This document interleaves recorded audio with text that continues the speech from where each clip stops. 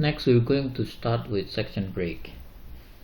Breaking into section means that we can divide its sections with different formatting for each section. For example, page numbering and layout formatting.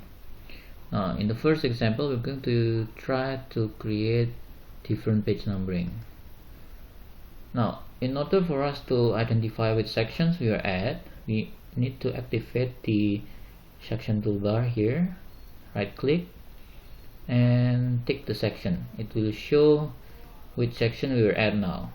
As you can see, we are at page 1, section 1. Now, I'm going to make this background title into page 2 at section 2, while leaving page 1 and section 1 empty. Inserting sections break is through layout menu, breaks, and then you can choose next page or continuous. Continuous means that we can break sections on the same page, while next page, of course, we divide into a new page. I'm going to use next page section break in this case. My background title is now at page 2, section 2, while the blank page is now at page 1, section 1.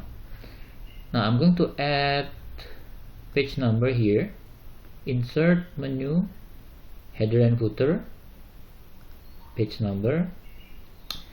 Let's just add at the top of the page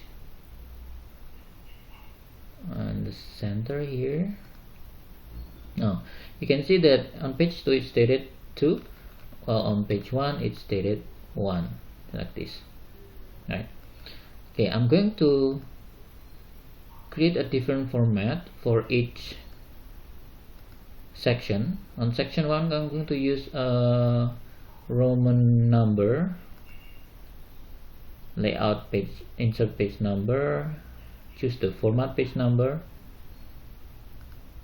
This is on section 1, page 1. Just click OK, change to Roman number, click OK. As you can see, it changed to a Roman number. While on page 2, section 2, it remains alphanumeric but starts at 2. I'll change this also, so it will start at number 1. Again, insert page number, format page number, and choose start at 1. Okay. And now my page 2 has 1 as the page number, while my page 1 has a Roman 1 as the page number. This is the use of section breaks.